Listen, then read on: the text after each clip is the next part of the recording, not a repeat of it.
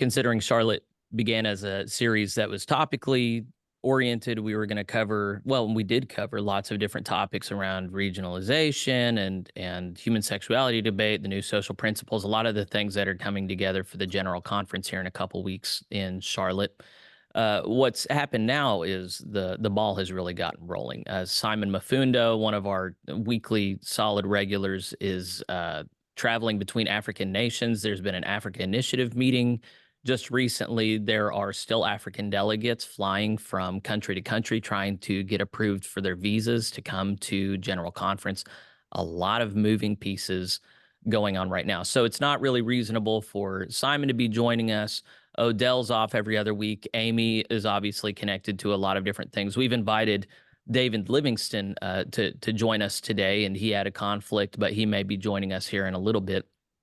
But that just leaves me, Lonnie, and Joe, and I'm not an expert in this stuff. I just read some of the stuff as it comes out. There's more going on right now than we can possibly talk about. So really, this is just going to be an hour of Joe and Lonnie lifting up what they think is the most important and interesting stuff going on right now, so that those of you who decide to listen to us can be in the know as well and seeing kind of a larger comprehensive picture. That's kind of what the three of us have to offer. So we hope that this time is of benefit for you. And if it's not, just move along. But if it is, share it with other people. Let us know your thoughts. I'm hoping to do a lot of live coverage of the general conference here in a couple weeks. I'm all about the people being included in the bodies that they're tied to. So that's kind of my agenda here. I'm a global Methodist clergy, but I think we're all still connected, whether or not we're still under the umbrella of United Methodism. I'm legit Methodist all the way through. So I'm very much interested in what the United Methodists are doing. And if you are too, then stick with us. So I want to start today. We lacked Joseph with us last week. So Joe, tell us what you're looking at. What is the most important stuff for everybody to be praying about and paying attention to right now?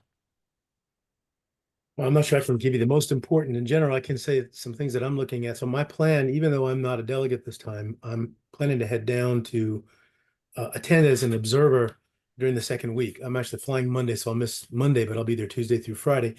And I guess one thing to remind people is that it's that second week when all the decisions are made during plenary sessions. The first week is largely taken up by the legislative sections when the various pieces of legislation are debated and modified and amended and so forth, and then proposals come out from the legislative sections to the plenary, and it's the second week when all the big decisions that are going to be made. I'd like to be there to see that. And I think we talked possibly about doing some coverage of that, maybe some interviews on the ground and so forth. One of the things that I am really interested in seeing is what the tone of the conference is going to be. What's going to be the ethos that kind of comes out of it? Will it be conciliatory? Will it be gracious? Will it be more a sense of grievance and anger? Yeah, I remember the 2019 St. Louis had ended on a pretty bunch of sour notes, you might say. And I'm interested in that. Will there be any kind of carrots? I mean, one of the things that we've talked about is the possibility of another disaffiliation type of avenue for churches that, in the wake of what decisions are made, may decide, okay, this no longer fits us, or will that be forestalled?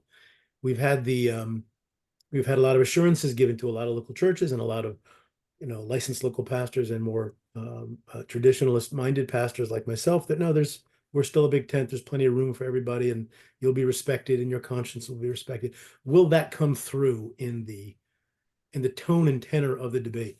I worry and fear that there's going to be a kind of progressive triumphalism, that they're going to have their opportunity.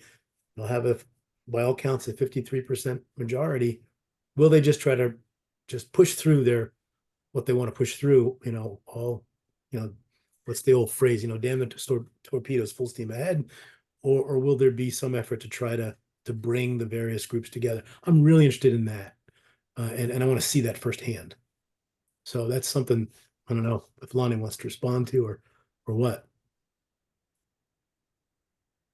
I'm real eager. I may even say anxious about the same things, Joe. In fact, I wrote an article that was published in United Methodist News Service as a commentary in which I forecast that, in fact, I use the same words you just did, that progressive triumphalism might be what we see manifest at this upcoming conference. And I went ahead and forecast that if that were true, that it could be disastrous, that the highest potential, in fact, in my judgment, is that if that happens, we will see another wave of disaffiliations that would likely even cut deeper than the one that we just had. I did not see that article. When was that Yeah, published? I'm looking for the article right now. What was it called? I can't remember for certain, but I'll find it. Great. And Yeah. Interesting. You said that was through News? yes, it was referenced in one of the daily digests. Okay. So, yeah, the first things are from 2020 and 2023. So I wonder, yeah, send that. Let's put that on the show notes. That's interesting. Yeah, Is there any reason to hope for progressive liberals ascendant in this snapshot where they're actually a majority that they will never have again if things stay the way they are? Is there any reason to expect that they might behave better than in 2016? We don't see any evidence of that coming. We see things like out of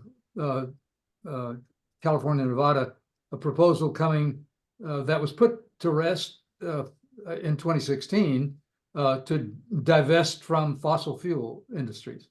And that's exactly representative of the kind of thing I'm talking about when I talk about progressive triumphalism. They likely have the votes at this coming conference to carry that kind of thing. And I can't imagine how that's not going to be divisive in exactly the way that's forecastable with people who, like me, I no longer have any direct investments in the fossil fuel industry, but for 32 years, I made my living as an oil exploration geophysicist. It's hard to get rid of that kind of mentality. And in Alaska, 85% of the revenue, the public revenue of the state of Alaska, comes from taxes on the oil industry. In fact, we pay people to live in Alaska. We don't have an income tax. We just reverse that, and the state pays residents of Alaska annually out of the permanent fund dividend, all of which comes from taxes on the oil industry.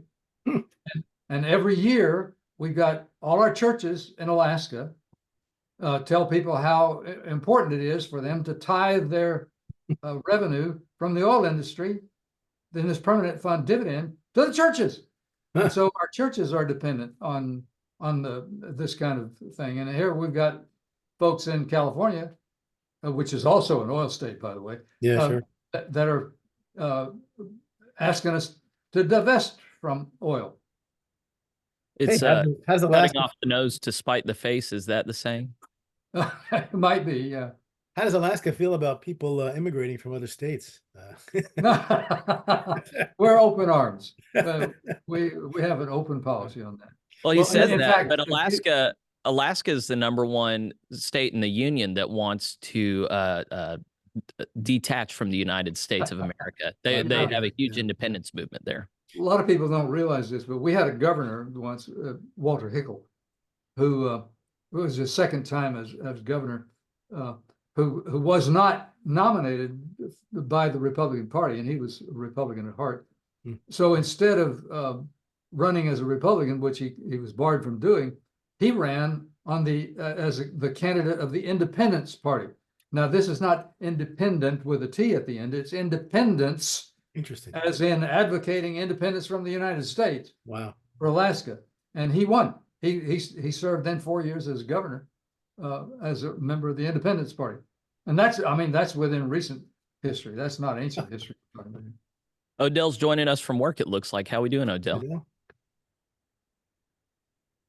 He's getting things together. All right. To piggyback on something Lonnie also said, another concern I have about a particular area they might decide that the majority at the General Conference might decide to push has to do with making statements about the Israeli-Gaza conflict. I'm concerned about now, I don't think there's anything on the docket because all that happened since the deadline to submit petitions. But I suspect there'll be some kind of movement from the floor to make a statement about it. And again, my concern is if it is perceived as being very anti-Israel, that could have a very negative impact on the perceptions of a lot of people in the pews. Absolutely would, Joe, in my judgment. Yeah. And in fact, it would be at least as divisive as the fossil fuel divestiture I think so. initiative. And there are others in the same category. Sure. And those all have to do with kind of the tone and the attitude. But I guess if I'm a little bit more optimistic, I'm hopeful that there'll be some sort of magnanimous attitude in victory that they didn't have when they felt they were oppressed and under the thumb of a conservative majority. But we'll see. Yeah, Odell, we've been talking about concerns that this progressive majority, progressive liberal centrist, triumphalism, yeah, would be ungracious and just advance the line of scrimmage forward as much as they can and just trample over everybody. And so, of course, the main issues that everybody's looking at are the sexual ethics of the denomination, adopting the social principles and regionalizations so that North Americans can maintain their sexual ethics over time. But there are many other ways in which cultural leftism can advance the line of scrimmage forward. And so we've talked about fossil fuels, but also the BDS movement, and then making statements on what's going on in Gaza and Israel. All of that could just exacerbate tensions that much more. Odell, what are you seeing right now that you think everybody should have their eyes on? I think what you all have stated is pretty good. I am looking at definitely the fossil-free UMC. CNBC has done several documentaries, short documentaries under 20 minutes about how the American public is not choosing electric vehicles. I think Tesla came out with a big splash and everybody wanted a Tesla. And now Tesla sales are down 20% as of the first quarter of 2024. And people are choosing going back to the Toyota Prius. And part of that is because this past winter in Chicago, when there was a blizzard, several electric cars stopped running during the blizzard. And so people are going back to fossil fuels and just choosing the Toyota Prius or some other hybrid vehicle. And I just don't think, according to CNBC and the videos that they produce, we don't have the electric power grid to support fossil free. Our power grid was built for fossil fuel. So we'd have to build another power grid or upgrade our current power grid, which according to CNBC would cost $3 to $5 trillion. And we're just not ready for that. And so that's something I think is going to be a big push. And United Methodist News Service picked up on that with not WestPath, GCFNA has put a statement out that they are going to engage fossil fuel companies about climate change, while some leaders from fossil-free UMC are just ready to cut the cord, to borrow a statement from the cable industry on fossil fuels, and it's not ready for prime time. Yeah, you're talking facts and figures and policy, but you're dealing with people who are ideologically motivated and who have this narrative that, this kind of eco theology where, they worship Gaia for all intents and purposes, and humans are an enemy of the natural order, and under no circumstances should capitalism and fossil fuels be allowed to advance, even if it means that we kind of regress in a number of ways. That's the price we pay for keeping Mother Earth alive. And so that's a significant contingent of people getting. I don't know if that would be the full 53% of this. No, I think that's probably a more extreme fringe, but there is a kind of a general sense, I think, on that there's a push in general, I think, to move against these fossil fuel things. That if it's not done well, put it that way, if it's not done in a nuanced way, it's just going to turn people off.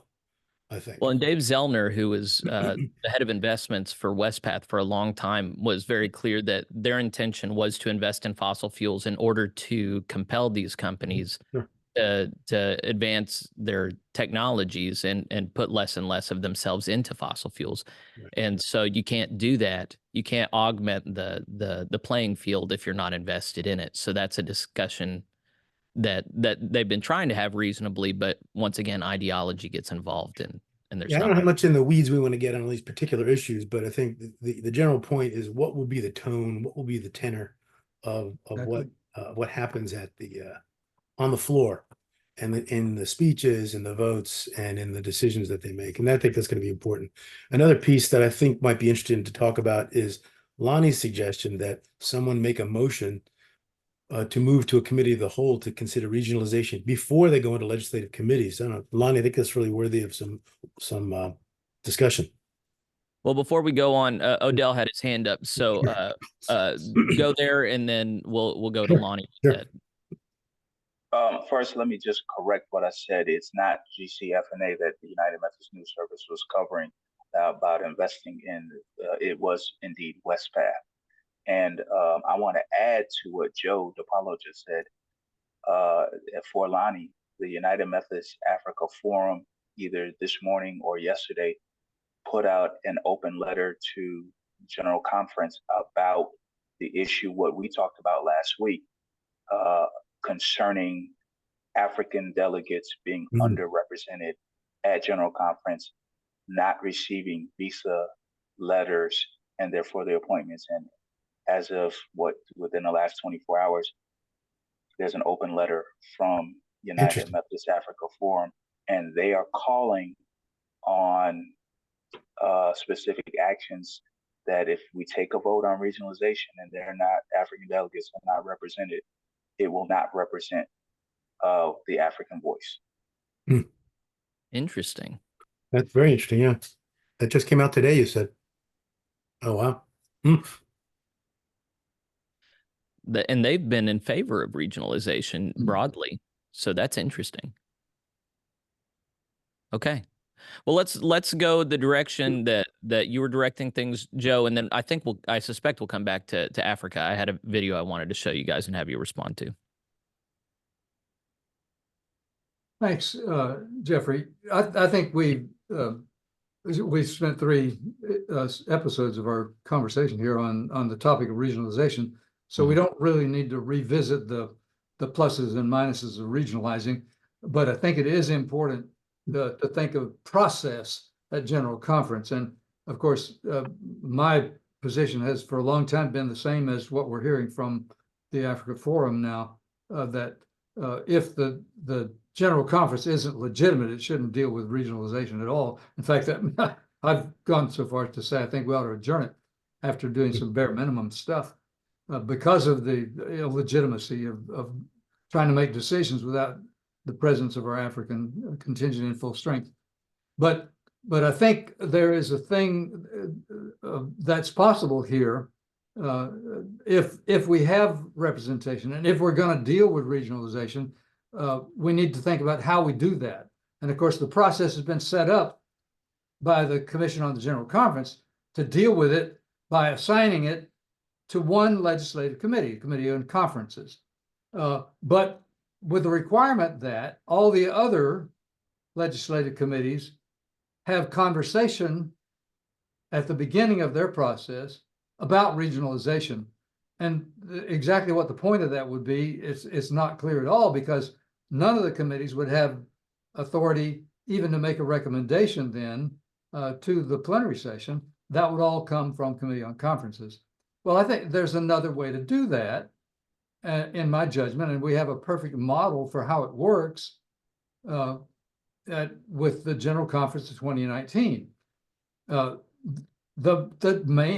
only issue that was before that conference was to receive and act on the report from the Commission on our Way Forward. And we had a legislative committee of the entire body of the General Conference. All the delegates were members of that legislative committee. And it made a recommendation. And the plenary session then acted on that. I can't think of any delegate whom I know, and I suspect this is true of all the ones I don't know as well, who doesn't have an interest in what is done with the issue of regionalization. That is the overall sort of dominating issue for the General Conference. And many things that General Conference has to do will depend on what is done with the issue of regionalization. Now, mind you, we won't have a final answer on regionalization if it's approval, because that has to go to all the members of the annual conferences for ratification. But in any case, we'll have a strong direction coming out of that. And the way you handle it when everybody there has an interest is just the way we did in 2019, is have a committee of the whole. We're not going to call it that because that has some implications that are different in Robert's Rules of Order about a committee of the whole. We call it a legislative committee that includes everybody.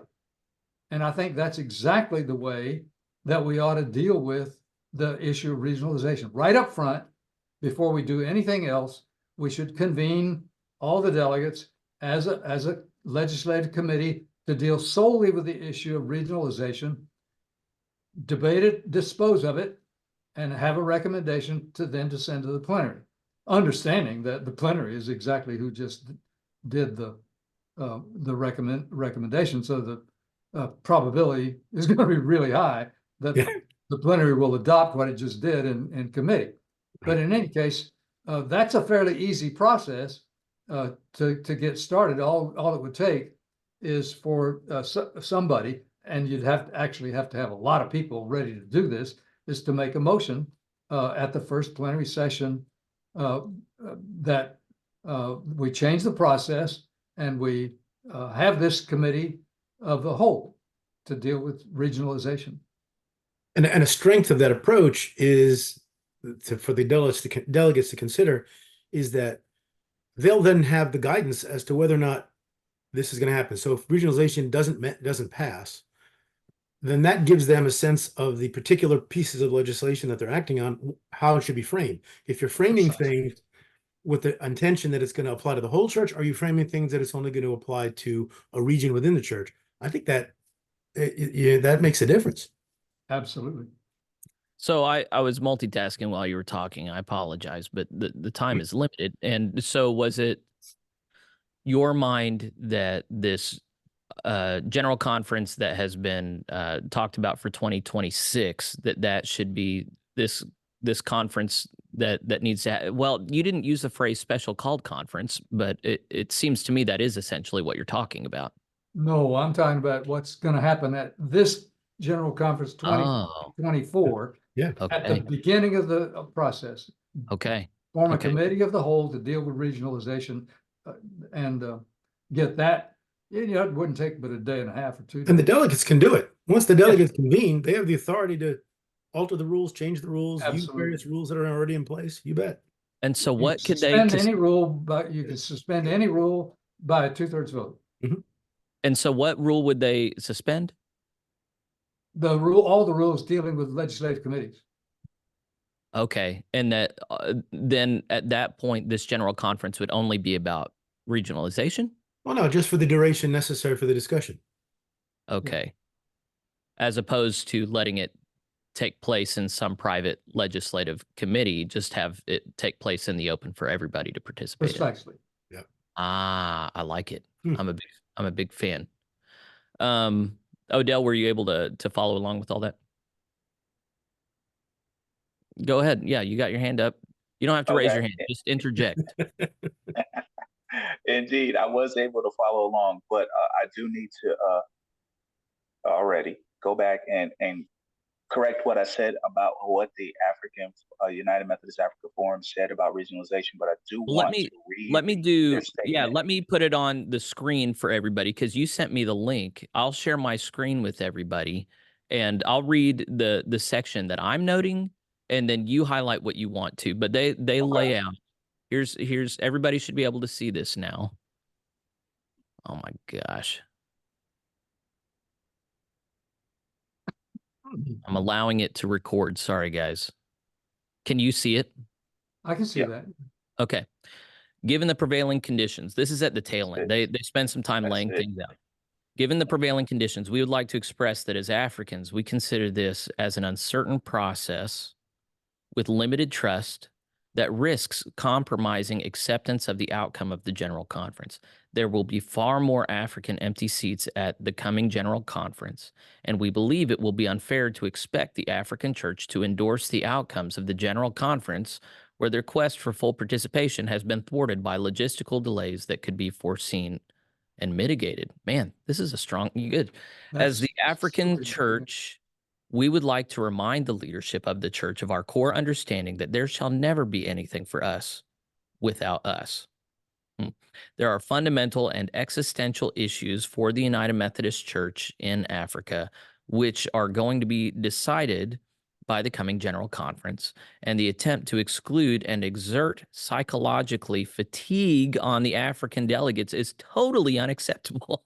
Wow. And we will not be bound by the outcome decided in such conditions. Wow. We recognize the enormous efforts being done by all parties to ensure success of the upcoming General Conference, and that certain things may not be corrected given the limited time. However, we request that the leadership of the church explores all possible means to reduce the number of African empty seats at the coming General Conference. In recognition of these challenges, we are calling you to immediately start planning for the next General Conference, to be outside of the USA and be in a country where most African delegates can attend. We are suggesting that Africa should be the venue of the next General Conference, where we may have to redo the work that was supposed to be done in Charlotte. That was awesome. That's staggering. To say that they are being, what was psychologically fatigued, That's a that implies a certain intentionality on the part of the UMC It leadership. does. it certainly shows their suspicion of things like the requirements that they can only come in a day or two before and must leave immediately afterwards. Yes. Wow. Yeah. Wow. Okay, Odell, pick up where Yeah. you were. I read through that. I thought that was the key phrase, but if there was something else you want to highlight or things you want to zoom in on there, go ahead, brother. No, that is exactly what I was going to state. And I just want to note that is coming from the Reverend Lloyd Nairota, not coming from anybody Wow. with Africa Initiative. And I've been on some calls with Lloyd Nairota outside of considering Charlotte, and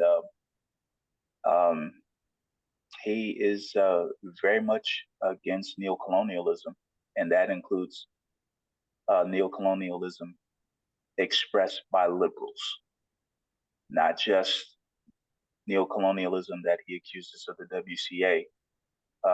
He had a dust up with Mark Holland and mainstream UMC over neocolonialism, and so this is par for the course from what I'm seeing from Lloyd Nairota.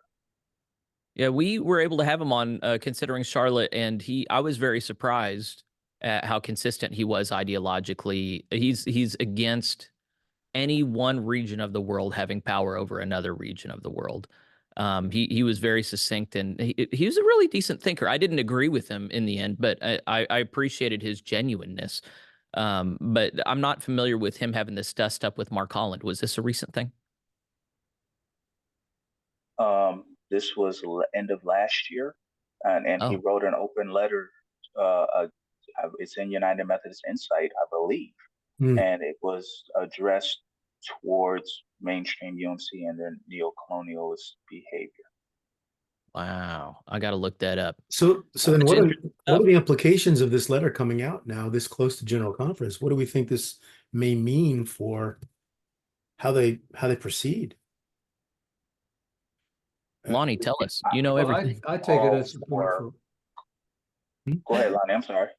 I take it as support for the position I've been expressing, which is that if a significant number of seats of the African delegates are empty when General Conference convenes, then we should do the bare minimum of business that we need to do to set things up so that we can have a later conference that would be inclusive and then adjourn it. You think that there's likelihood of that being accepted and them deferring the regionalization proposal till 2026 at least? I would think so. When the Council of Bishops announced that it was intending to call a special session of the General Conference of 2026, it did so without any indication of what the General Conference would deal with. And one of the requirements for the COB to call a special session is that it must specify what the purpose of that conference is. Well, they haven't done that. And the simple reason is they don't know what the purpose would be. It, as I phrased it then, it was a matter of ready, fire, aim. Right. Yeah, they fired the gun. Now they're looking for a place to aim it. They might be finding a reason here in what Lloyd has said here in this letter. Well, Odell, you had additional thoughts. I think this is what needs to happen in Harare, Zimbabwe. And one of the objections that I heard about even having it in Manila was there were no round tables. The setup, there weren't enough round tables at the convention center in Manila.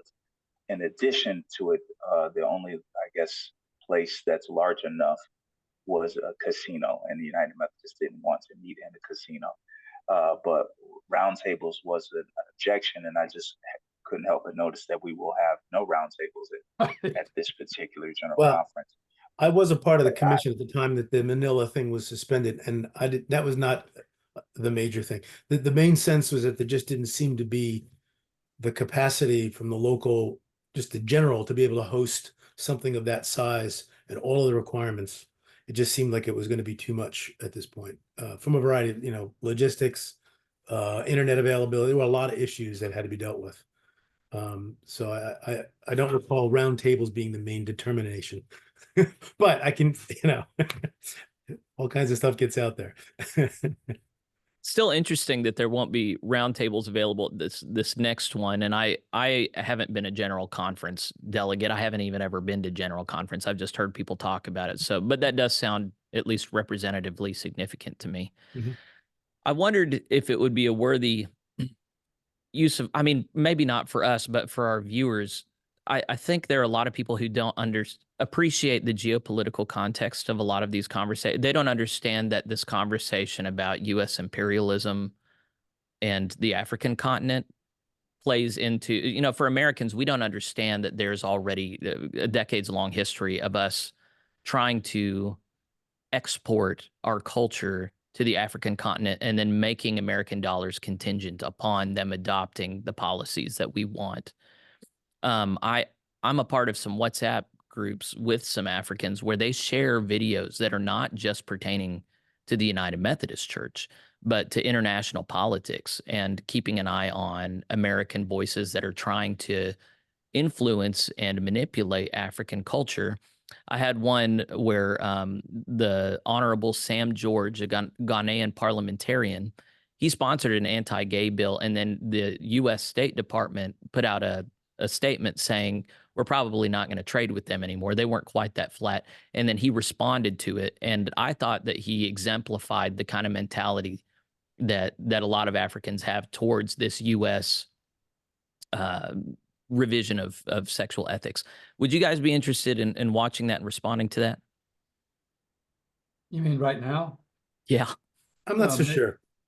Okay. Okay. I don't know. It just seems to me that we got to keep a distinction between the political. They interact and impact each other, but the political stuff and the United Methodist stuff, I think we get to keep a good distinction between. They're certainly, as I said, they impact each other, but at least I'm hopeful that members of the church are more sensitive to these issues than international corporations and politicians, I would hope. Yeah, Lonnie. One thing I think we need to keep in mind here is that it is extremely rare, almost unheard of, for anyone who has power voluntarily and willingly to give up that power to somebody else. Power is something that is almost always seized and taken by the person who doesn't have it, rather than given up by the person who does have the power. And we see this being played out in the United Methodist Church today. The center of gravity of the United Methodist Church it's even not right to say, is moving toward, it's already moved toward in terms of the membership to Africa. It's no longer in North America.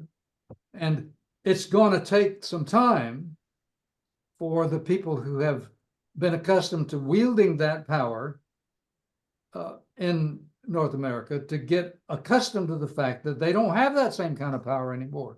And some of the things that we see going on today are attempts by this North American, previously seen as a majority, to hold on to that power as it slips away. That's just always characteristic of human behavior. Well, and Well, that will so, then, well, looking at the history of Western advancement in civil liberties, you know, the two biggest examples we have are slavery and the right to vote for women. And so, of course, in the United States, you would be true. There had to be a great war in order to give rights to non-whites in America and to end the imposition of slavery. However, that was not the case in Great Britain, where those in power were able to peaceably end the institution of slavery without bloodshed. Similarly, in America, whenever the right to vote was granted to women, it was granted by men who were in authority. And so those have been examples for me of righteous Christians choosing to liberate others, not because they were compelled to and forced to, but out of a sense of conscience. And that's been the vision that I and many others have had for the United Methodist Church, that power does not need to be forcibly wrested from them, but that they could humbly and in some sense joyfully hand it over to people that don't look like them and think like them and believe like them. And to my mind, that is not a fictitious thing to hope for, but is actually quite reasonable when having some other historical examples of believers being able to do that. Well, the biggest example we've had on a worldwide scale probably came when the British left India.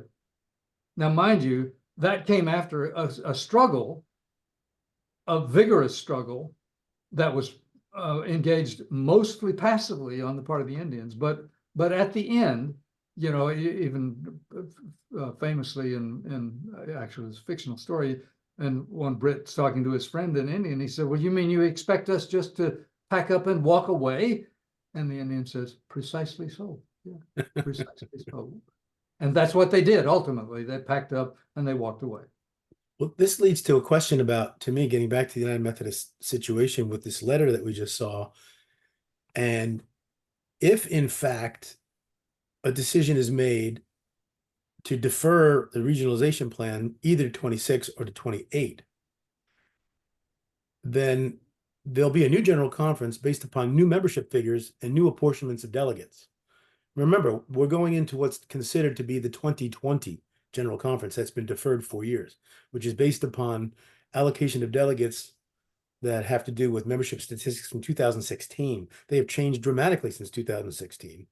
So what this, I think one of the things that will probably give pause to the majority progressive centrist delegates is that if they do defer regionalization for either 2 or 4 years, they may be in the minority again at that subsequent general conference, which if regionalization has not gone through, then the changes that they've made to the social principles and so forth could be reversed. And I think that's going to be a very big disincentive for them to defer regionalization. Yeah, so we're looking at them really being tested. Can we defer for another couple of years in order to include all the voices, or do we understand that that really jeopardizes the whole plan? And let's force everything through right now, and then kind of retcon whatever we need to in order to make everybody feel good about it. There's a It's hard. lot of unknowns there, yeah. And of course, the other thing is to say, well, can we trust the process? Can we trust God to work through the process and not have to force things? That, I mean, at some point, we're supposed to be people of faith. Odell's shaking his head. He's going, these are United Methodists. We're not trusting in God. What are you talking about? Is that why you're shaking your head, Odell? Yes, there's some, I'm hearing some things coming out of the African American church as well as the Asian American church. There's some concerns about the agenda that has been put forth. and how it's adversely impacting not only African delegates, but the Black church, as well as Asian American churches who don't agree 100% on the agenda that mainstream UMC has put forward. Let's put it like that.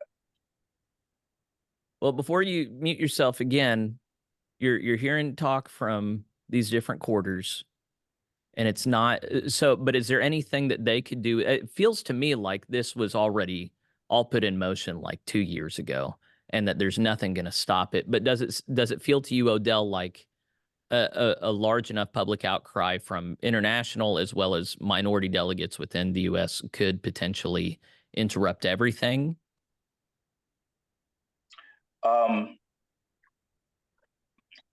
Potentially, but I don't know.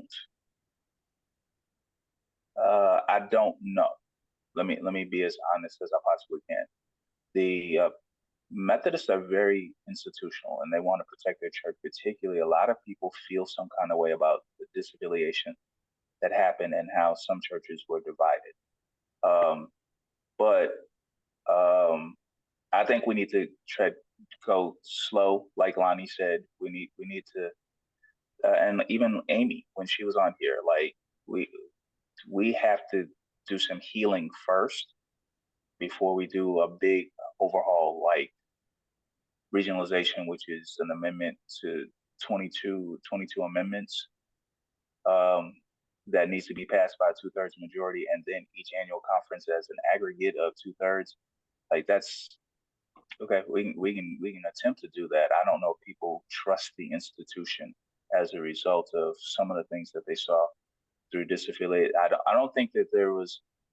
I think the institution is saying we don't trust some of the misinformation that the disaffiliating churches gave, but I'm also hearing from folks, hey, we don't trust some of the information that the conferences gave. So it'll be interesting to see.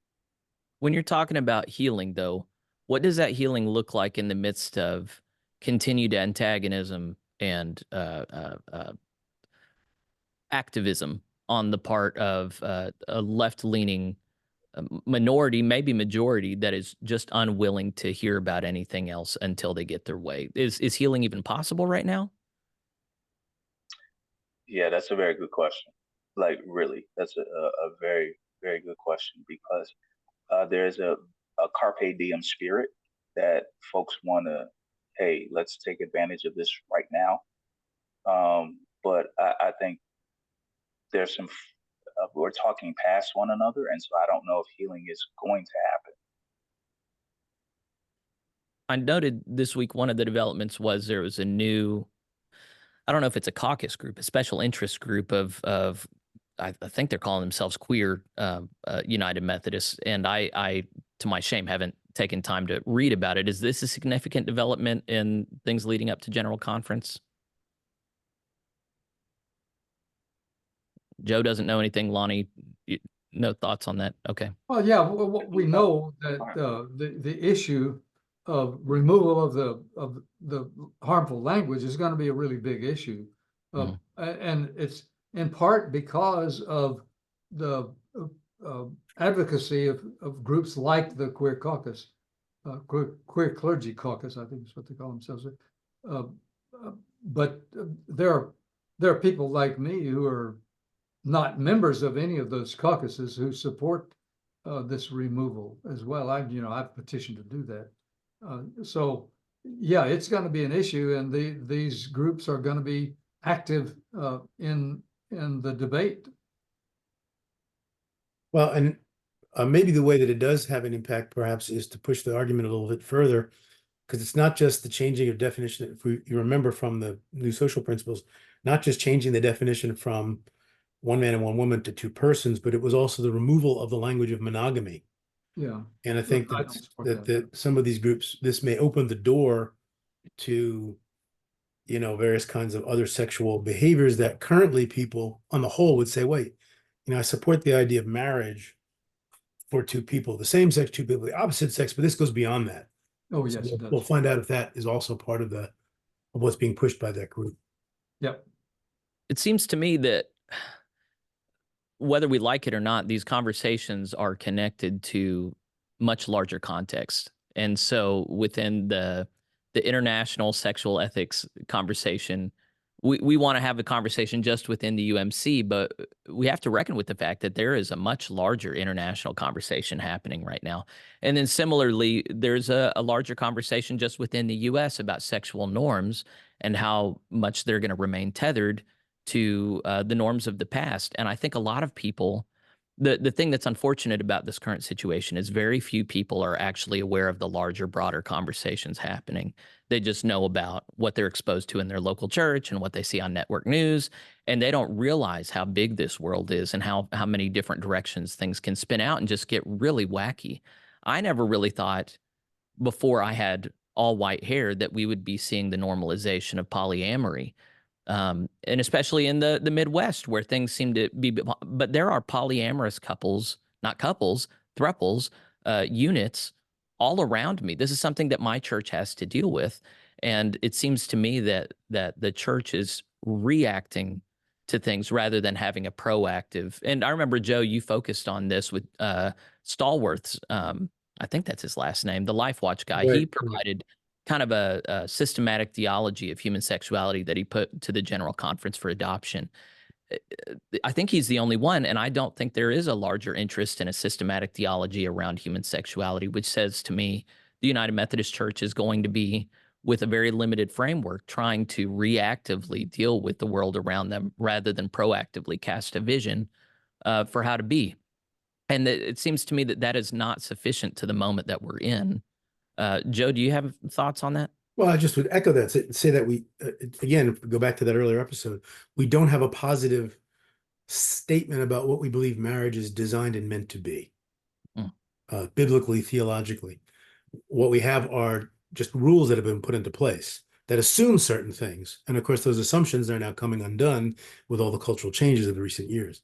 But, and, as we see from the way that the acronym is LGBTQ plus. The plus stands for additional letters that continue seem to grow, and they all represent very different things. They're not all the same thing, and I don't know that we're equipped to be able to address those things in an ad hoc way unless we have some kind of comprehensive vision. What is this gift of sexuality meant to be from God? Let's have some closing thoughts. Let's go Lonnie, Odell, and then Joe. I think I've exhausted all my closing thoughts in my opening thoughts. Thanks. Go ahead, Odell. Again, just what I'm looking for out of General Conference. I'm looking, again, there's going to be, I pray that this will be holy conferencing or Christian conferencing. I have a feeling that this will be a political convention. And that is a concern. And the African delegates being underrepresented is going to be problematic. And I would just caution General Conference to tread carefully because I'm hearing some dissatisfaction coming out of Black churches and Asian churches. And so I don't think that all of the American church is united behind the vision that the United Methodist institution is promoting. All right, Joe, lay in the plane. I would say I'm very interested to see what happens with how the conference and its leadership openly addresses these concerns that have been expressed by the Africans. Because if they don't openly address them in a way that at least shows some awareness of the sensitivities, it's going to undermine their efforts to get their regionalization plan passed and ratified. And again, I want to get back to this issue of what's the tone going to be? Will it, as Odell said, will this be holy conferencing or will this be a convention, like a political convention? All worthy concerns. So we'll see how things look in a week. Things are really developing quickly, but we'll structure considering Charlotte in a way that is hopefully for the benefit of those who want to stay in the loop and know the different known quantities and talk about the unknown quantities as well. So make sure to subscribe and stay tuned. If you have questions, make sure to email them to us at plainspokenpod@gmail.com. write them in the comments. We do try and stay on top of the comments, and stay tuned for we'll try and put links to the article that Lonnie posted. Odell published an article recently, and I think I we'll have one up my sleeve too. Well, we'll see if that happens. look at you guys. All right, we'll plug you guys. Odell remembered one more thing he wanted to say before the end. Yes, first of all, thanks for the person that corrected me last week when I talked about the black bishops. We do anything that I say, fact check me. It needs to be, if it needs to be corrected, it needs to be corrected. But I appreciate having conversations with lay people as well as clergy on this podcast so that we're getting the whole scope of the United Methodist Church. Right on.